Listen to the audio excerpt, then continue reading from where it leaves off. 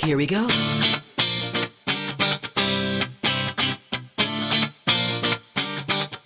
Let me lift you up. We'll go right to the top. Let the sun come up. Together we can fly.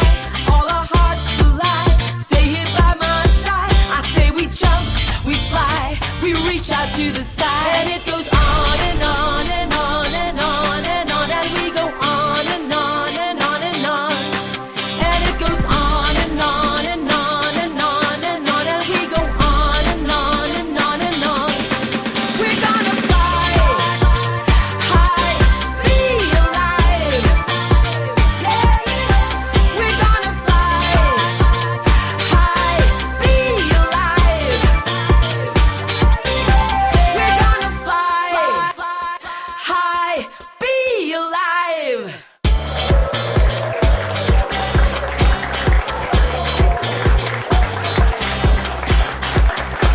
Good morning, everybody. Welcome to Be Alive.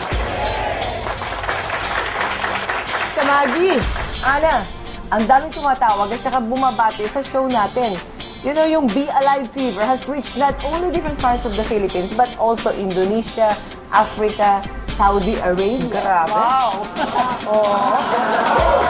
Oo, kaya lagi nawawala si Susan, di ba? Namimiss natin. Eh, ikaw ang nawala eh. Kanina, last week, yun siya.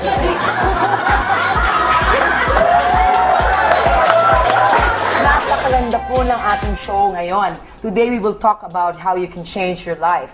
Pag-uusapan natin ang Big C, cervical cancer po at hyperplasia.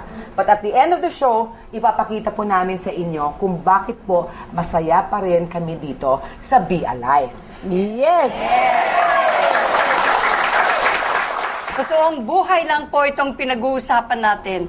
Wala pong halong drama. And our show is about God's healing hands, no? The miracle of life. About prevention, health, hope, and recovery. So join us as we view the miraculous story of Monique Calica at ang pagbubunong braso niya sa cervical cancer.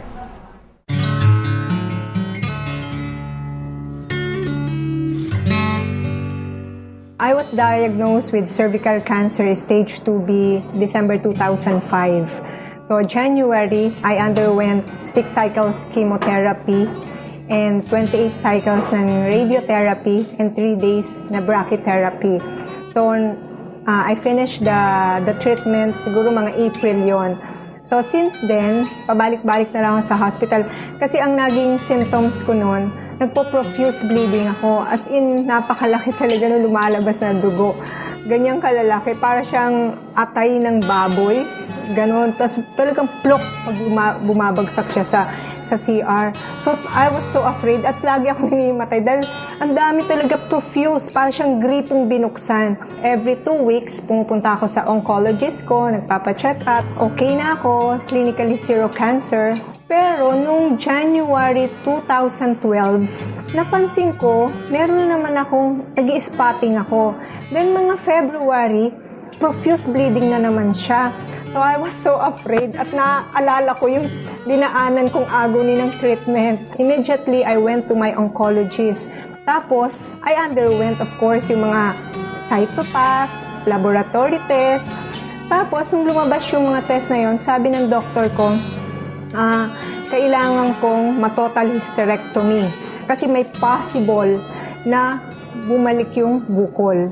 February 2012, that was my 5th year ng remission ko from cancer. At sabi ng doktor ko, I have to undergo that total hysterectomy. Possible pa na right after the total hysterectomy, kung may bukol, start na naman kami ng treatment. Hindi ko talaga ma-imagine na babalik ako doon sa dati kong treatment. Unang-una, napaka-gastos at physically, ang hirap para akong mamamatay every time na sasalang ako sa chemotherapy. Kasi ang radiotherapy ko from Monday to Friday. Then, pag Saturday, yun yung chemotherapy ko. So, 1 day lang ang pahinga ko. Halos gumagapang na lang ako papunta talaga sa CR. Minsan, di na talaga ako makatayo sa sobrang hirap. And I really prayed hard. Talagang umiyak talaga ako kay Lord. Sabi ko, tulungan niya ako. Takot akong baka, mamatay ako. meron akong 2 anak. Gusto ko makita sila ng yung bang mag-aasawa pa, magkakaapo pa ako. So, nung March, minute ko yung isang friend ko. Nag-suffer siya sa parang mild stroke. So, nung nakita ko siya, ang ganda na nung niya, nakakapag-drive na. Tapos sabi niya, Monique, meron akong ipapa-try sa yung supplement. Tapos nag-take po ako ng 1 capsule. Then, I asked for another 2 capsules. And ininom ko po yun ng Tuesday and Wednesday. Nung Wednesday, na-amaze talaga ako. Kasi, as in, wala na akong bleeding. Nag-stop talaga siya. Immediately, I call my friend. Sabi ko, tita, ang ganda ng product. Nag-stop talaga yung bleeding ko. Sabi niya, oh, ang galing. So, I started using yung Lamine. Then afterwards, talagang since then, until now, wala na siyang bleeding. Ang maganda pa nito, I went back to my doctor ng March. Kasi February ako chinek. Then, nung nagpa-ultrasound ako, nilabas yung result, I went back to my oncologist. Ang sabi ng oncologist, nung niread siya, clear lahat. As in, clear lahat. And I don't need to go to, yung mag-total hysterectomy. Talagang masasabi kong Lamine is really a gift from above. I never stop sharing Lamine. It gives hope to the hopeless. Grabe, no? Nakakatuwa naman ang kwento ni Monique. Talaga, tita. Yung pala, I really believe that God's hand is on this Lamine. It heals the healer in you. Ilan mo, Susan, yung sa kanyang total hysterectomy na dapat After taking Lamine, 2 weeks later, nagpa-ultrasound siya, wala na siyang cancer. We all know na hindi gamot ang Lamine. We cannot claim na gamot siya, pero talagang yung mga nakikita ng ating mga televiewers na pumupunta dito, mga nagte-testimonial, na ano ang nangyari sa kanila after taking Lamine. Correct. So, miracle po talaga. Yes, and when we come back, our panel of doctors will tell us about cervical cancer. Be alive. We'll be back. We're gonna fly high, be alive.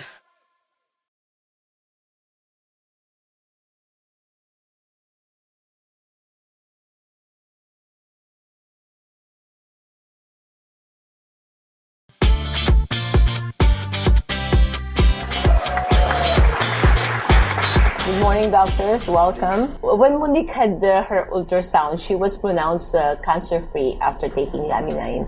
Paano ho nangyari to? I had the opportunity of meeting Monique on the second month that when we launched Forever Rich Philippines. And it caught my attention because napakabilis nung reaction ng Lamine sa kanya. Simply because she had the 22 radiation treatment and mag-hysterectomy daw. So, nagbi-bleeding. Tapos nung uminom daw siya ng Lamine, mabilis yung reaction. I would give the credit to the presence of the marine-based protein, most especially the shark cartilage. Because shark cartilage was actually placed there to combat female cancer, which is breast, ovarian, and cervical cancer.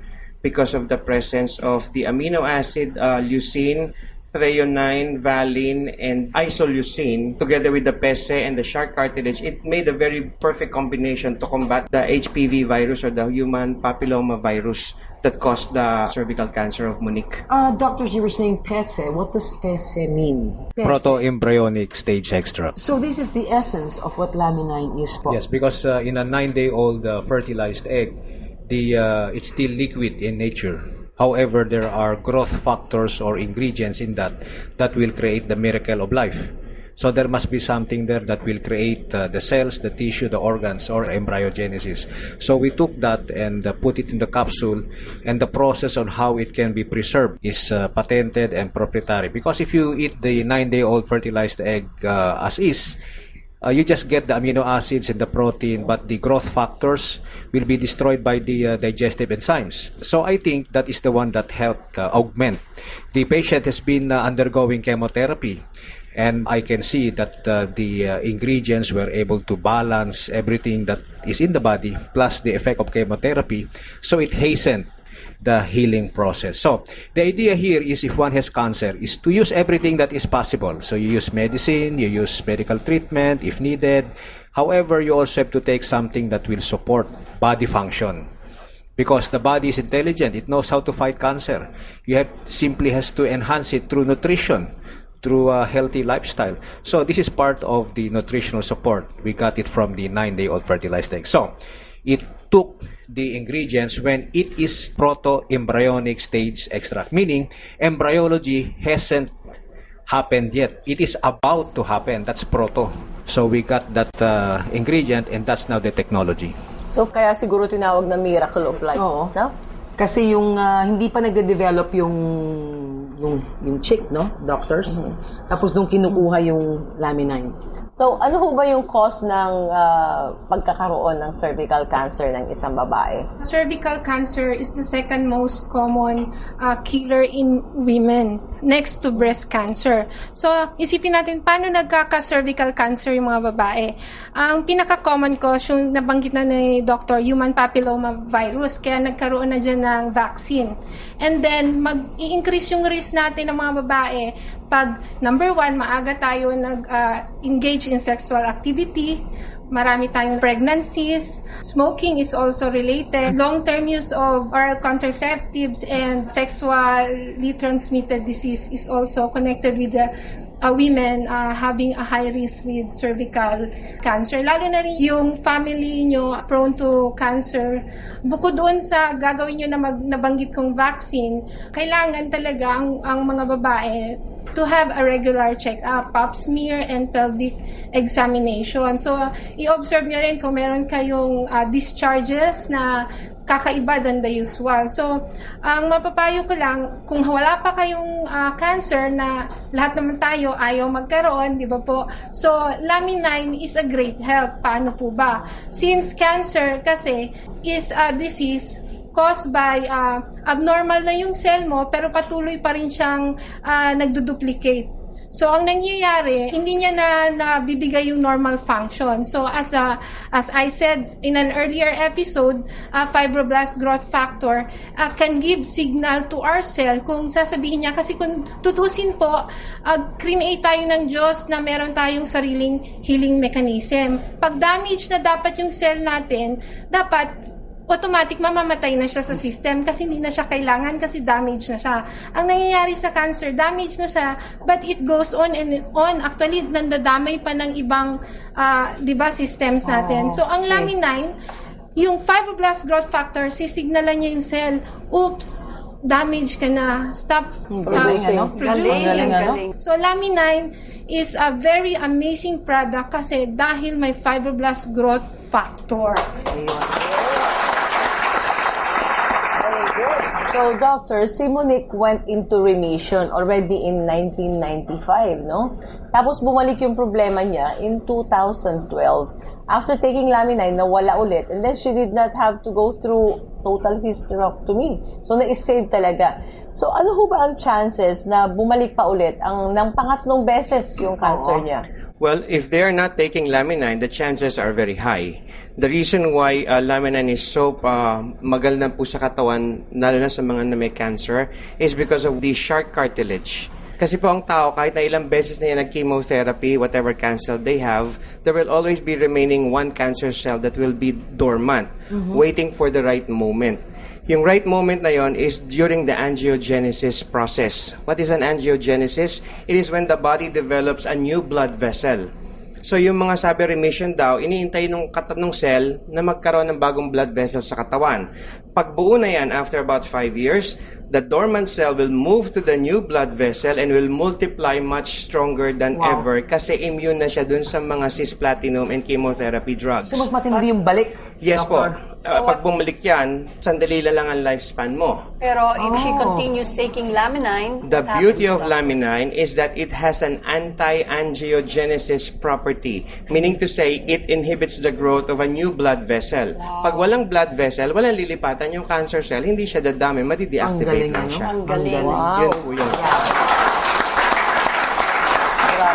Actually, aside from cervical cancer, doctor, you were saying that breast cancer is number one, the number one killer. Yeah. amongst the cancer Yes. women. Yeah. Sabi nila, pag may cervical cancer, medyo related daw sa breast cancer din yun. Meron ding certain connection, yung pagiging prone mo na magkaroon ka ng cancer. Lalo na yung nabanggit ko, pag talagang karamihan sa kamag-anak mo, isipin mo na mamatay ng cancer, gumawa ka na ng paraan para ikaw hindi ka magkakaroon ng cancer. So, Laminin is the answer. Preventive, katulad nga ni Dr. Ali. Yes. Preventive. Kaya si Dr. Ali has devoted his life to, spread and teach everybody on preventive medicine. Yes, doctor, maybe you can tell us about that. First, if you are having any symptoms, always consult your doctor, because a symptom is an indication that there is a problem. And then we usually say, if symptoms persist, consult your doctor. Now, that's where the doctor's roles come in. If you are sick, then get treatment. However, it's not simply getting treatment, it's also preventing disease. And then, even going beyond prevention, we have what you call health promotion, o kaya wellness, o kaya optimum health. So it is a spectrum of perfect health and death. And we are somewhere in between. Our goal is to move towards perfect health. And the best way to move towards perfect health is to go back as closely to God and to nature. And that's where nutrition comes in, and that's where the ingredients coming from Laminin may help. So Laminin Salamat is po. all natural, isn't it, Doctor? Thank you, Doctor. So when we get back, we will feature Ligaya Generalao. May hyperplasia po siya at malalaman nyo rin kung bakit siya maligaya na ngayon. Maligaya at tulad na sinabi Dr. Arlie, nasa parang Adam and Eve ang storya ng mga yan. Wow, exciting. Palakpakan po natin. Yes. So, diba? Be alive! Be alive! Be alive! Be alive! Be alive! Be alive! Be alive! Be alive! Be alive! Be alive! Be alive! Be alive! Be alive! Be alive! Be alive! Be alive! Be alive! Hi! Be alive!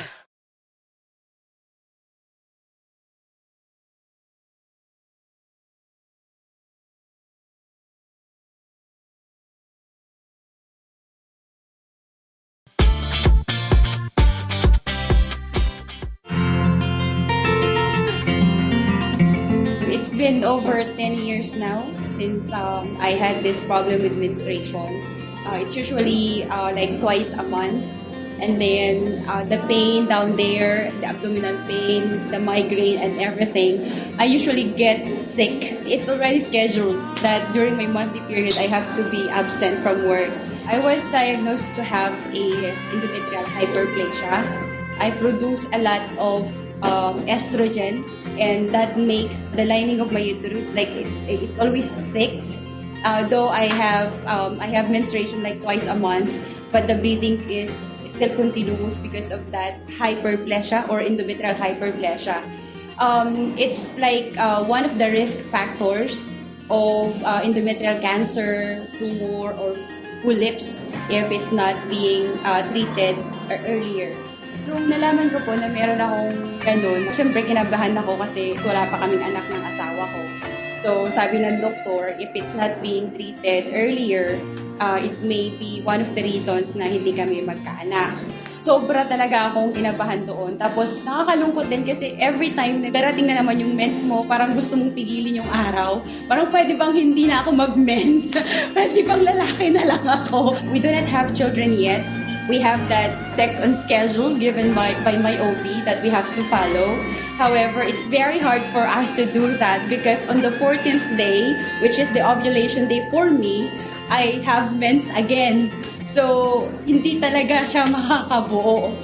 In order for me to conceive a baby, I have undergone a RASPA or fractional curettage for my uterus to be cleaned. After 5 months of that operation, I had the spotting again. When I took Laminin, my menstruation became normal.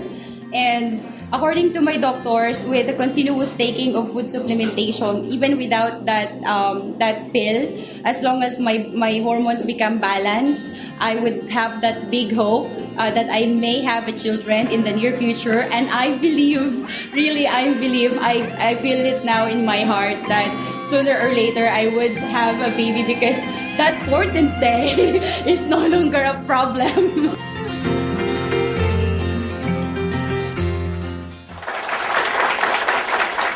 Welcome back to Be Alive. Doctors, we have seen the VTR of Ligaya and yung issue na yung hyperplasia.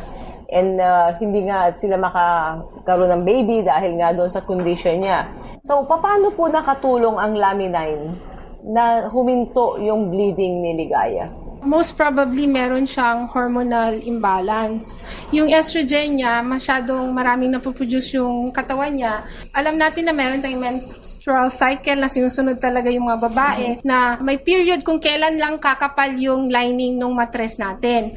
Dahil si Ligaya, mataas yung estrogen niya, kaka-menstruate niya pa lang, kumakapal na uli yung lining, yung endometrial lining niya.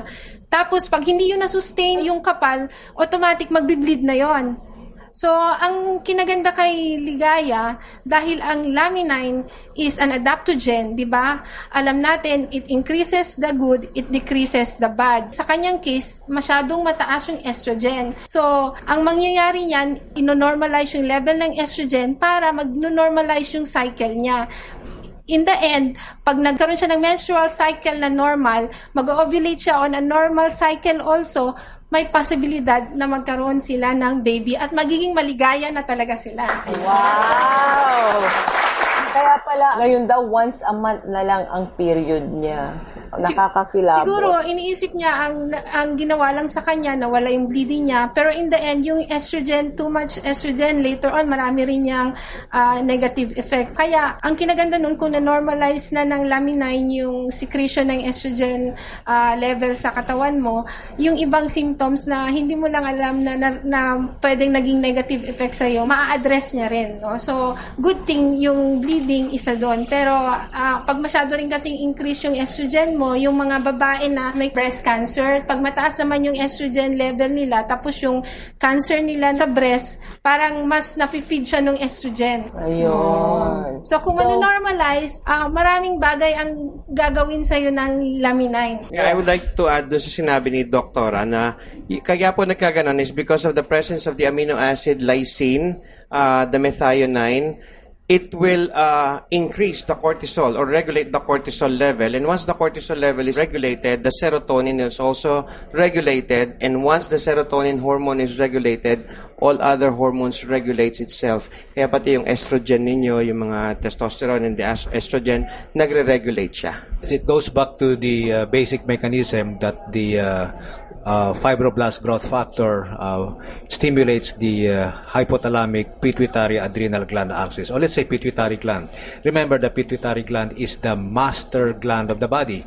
All the hormones, the thyroid, the hormones of the pancreas, the kidney, the testes, the ovary, all of this will be balanced. And the hormones for the reproductive system is part of it. So if it is enhanced, then it can improve the chance of getting pregnant. But at the same time, if the husband is also taking Laminin, that will contribute in enhancing the chance of having a healthy reproductive experience. Thank you, doctors. Ana, nandiyan ka yata sa crowd ngayon at meron kang audience na magtatanong. Thank you, Susan. Andito si Madet the Chica at meron po siyang tatanungin sa mga doktor po natin. Ang gusto ko lang malaman, what are the symptoms ng cervical para... Cervical cancer. Oh, cervical cancer. Oh. Doctors, can we answer this question? One of the symptoms will be during sexual intercourse, there's pain. And bleeding in between periods or after your menopause, you still bleed. Or any unusual discharge, take note and then always consult your gynecologist. Yun hong masakit yung puson, ano rin ba yan, symptoms ninyon? Pwede rin po, pelvic pain. That's why, pag may nararamdaman kayo ganon, punta kayo ng doctor nyo and then ipapap smear kayo or i-examine yung area na may masakit and from there, mag-ano sila recommend kung what would be the next step. Karamihan daw po ng may cervical cancer is mga 35 above. Pero if pumasok kayo dun sa sinabi ko kanina na pwedeng increase yung risk nyo, huwag nyo nang hintayin yung age na yun. Kung katulad, sample, early kayo nagkaroon ng sexual activity, so mas maganda, mag-regular pap smear na rin talaga kayo. Okay, well, thank you, doctors. Again, it has been another informative show. I hope our televiewers and our audience enjoyed it and learned something. and continue to support our show. Thank you. Thank you very much, Dr. At dito naman po sa kanan ko, andito po si Limuel at si Ligaya. At pagbalik po ng Be Alive, tuloy na tuloy ang ligaya.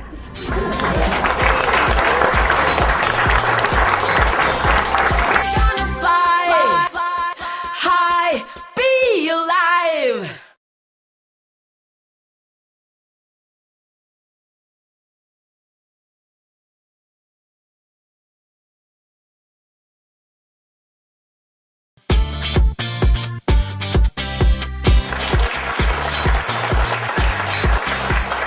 Salamat kay Limuel at saka kay Ligaya for sharing with us your experience with Lami9. Nakaka-inspire po. You know, I hope na tuloy-tuloy na ang ating ligaya. You know? Oo, Jan. Yes. Grabe. Sinasabi ko nga kay Kuya dito kailangan magpalakas din siya at magawa mo na. Di ba?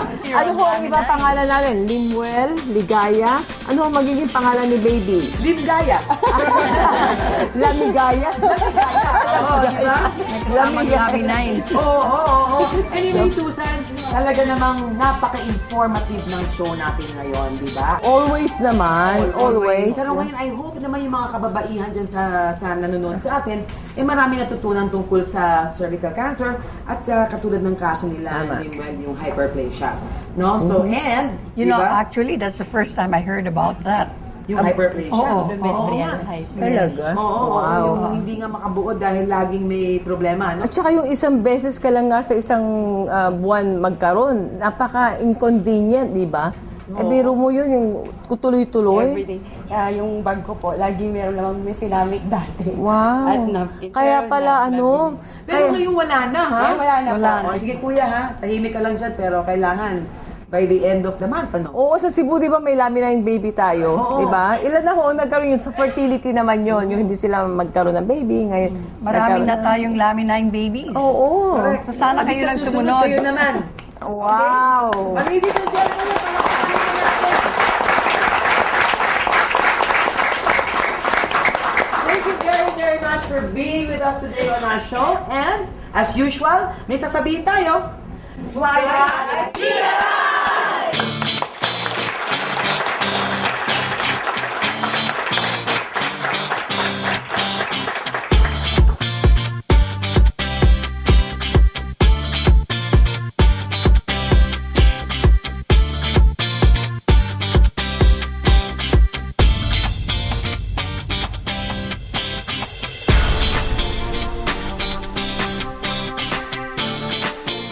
Be Alive would like to thank the following: